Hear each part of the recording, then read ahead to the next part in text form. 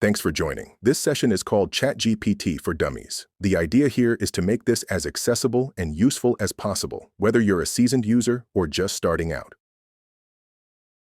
So first off, what is a prompt? If you've ever opened ChatGPT or any large language model like Gemini, Claude, or Microsoft Copilot, you've seen that familiar text box. A prompt is just the instruction you type in. That's it. You can think of GPT as this insanely fast, overly eager intern who knows almost everything, but maybe English isn't their first language. You have to be clear. Help me with my paper is a weak prompt, but act like a college writing tutor. Help me structure a 5-paragraph essay on climate policy. Use bullet points and label each section. That's strong. It won't write a Pulitzer winner, but it'll give you something you can work with, and if it doesn't, it can help you refine the prompt until it does.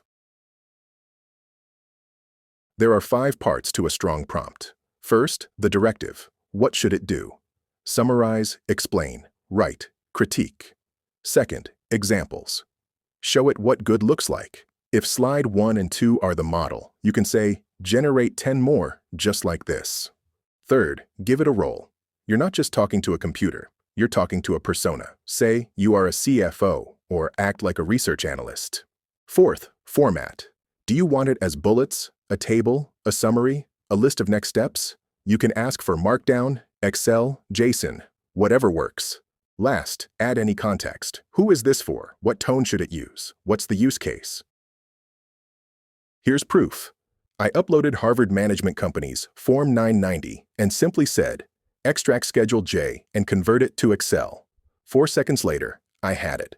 Was it perfect? Not quite. The formatting was a little off. Some rows were missing names, probably due to a line wrap or spacing issue in the PDF. But it was fast and good enough that if you're checking the work, which you always should, you're miles ahead of starting from scratch.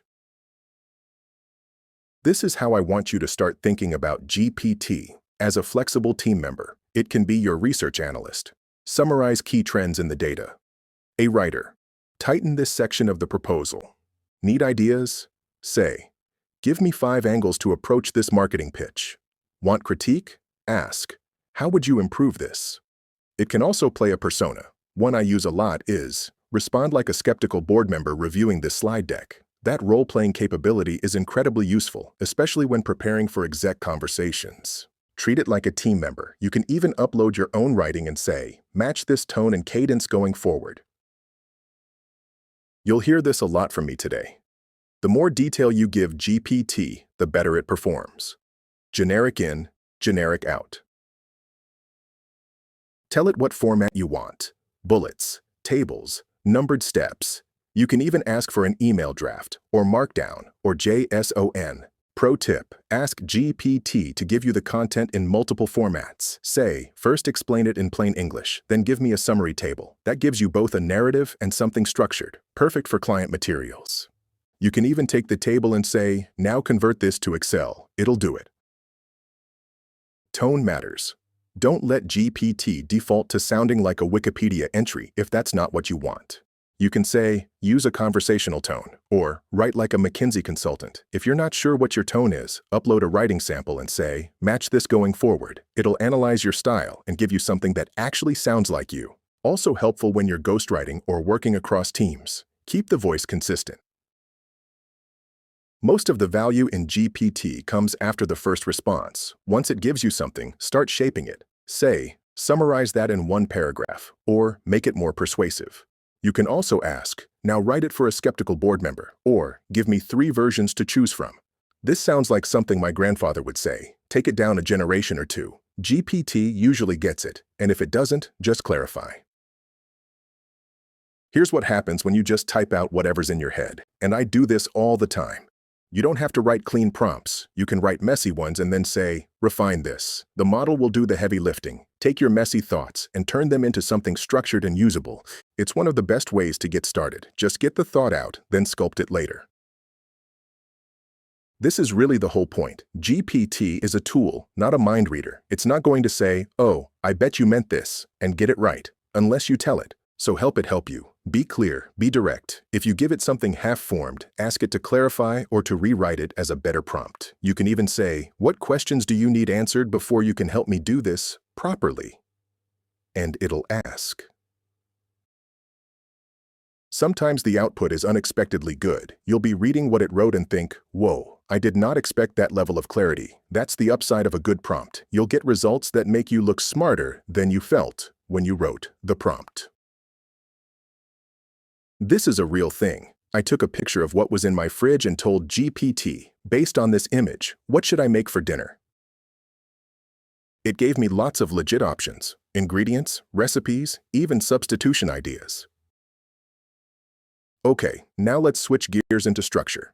Prompt frameworks. You don't have to use these, but they help, especially when you're stuck or want more consistency across your team. Let's start with COD, my go-to. It stands for Context, Objective, Details. Context is the background, what's happening, who's involved, and why this matters.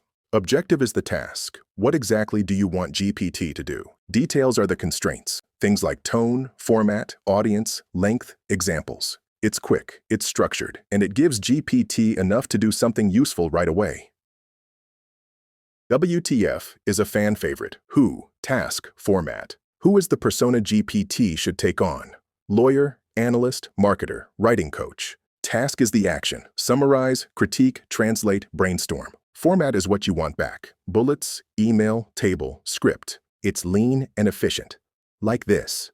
You're a public policy professor. Summarize the pros and cons of ranked choice voting. Format as a 2-column table, no more than 150 words.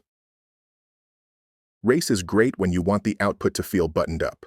Role is who GPT is pretending to be. Action is the specific task. Context gives it background on why this matters. Expectations spell out the format, tone, or level of rigor. Race gives structure to more nuanced or strategic tasks. Care works well when you want GPT to explain or illustrate something clearly. Context is the situation. Action is what GPT should do. Result is what the output should achieve. Example gives a sample or pattern to follow. This is especially helpful when you're training GPT on your own brand or style. Cisco is more complete and what I recommend as a great format to follow. Context is the situation or background. Intent is what the prompt is trying to accomplish. Persuade, explain, simplify. Style defines the tone. Professional, optimistic, skeptical. Commands are formatting or structural rules. Outcome is the expected result. An email draft, a talking point, a strategy brief. This is the one to use when tone really matters, like for public statements or marketing content. SCQA is the storyteller's framework. Think McKinsey or TED Talk. Situation is the current state. Complication is the tension or issue that disrupts the status quo. Question is what we're trying to solve. Answer is the resolution or next step. You can also tell GPT to use these frameworks in its output. For example, use SCQA to frame this executive summary. It'll build a narrative instead of just dumping facts. Ideal is both a thinking tool and a prompting guide, especially good for decisions and problem solving. Identify the core problem or goal. Define the parameters, what's in scope, what matters. Explore options or perspectives. Act on the preferred path. Learn from results or feedback. It's strategic and process-oriented, great for planning, analysis, and decision memos. Let's recap the big ideas. Strong prompts have structure. Use frameworks, even simple ones, to reduce ambiguity.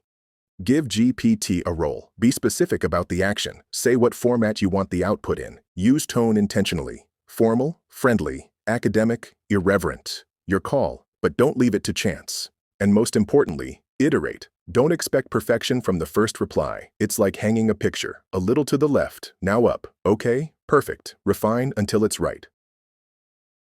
That's all, folks. Thanks for joining. Don't hesitate to reach out with any questions. The next few slides will scroll through in somber silence as we remember all the time we've lost by not embracing AI sooner.